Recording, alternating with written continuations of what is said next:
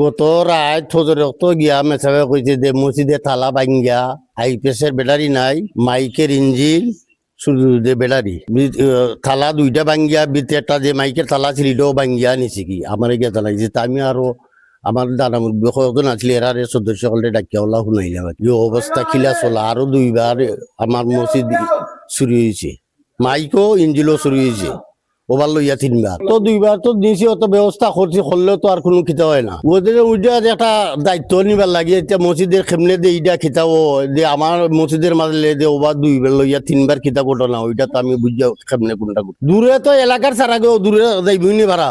আমরা মসজিদেও বারবার এই দুর্ঘটনা ও চুরি হইয়া নেই গিয়ে আমরা সবকিছু জন্য এটা দুঃখজনক কথা। যাতে আর কিছু হওয়ার নাই, যাতে আর চুরি করে না, এরকম না হয় একটা পদক্ষেপ নেওয়ার দরকার। আমরা সিলার হলদিপুর ইউনিয়নের ইসমাইল চক মাঝফরা যায় মসজিদে গত রাত্রে সুরডুকিয়া থালাবেঙ্গিয়া সুরডুকিয়া মসজিদের অনেক সরঞ্জাম নিচে গি। এটা শুনে আমার খুব আক্ষেপ লাগছে, খুব দুঃখ লাগছে। আমরা তীব্র নিন্দা জানাই।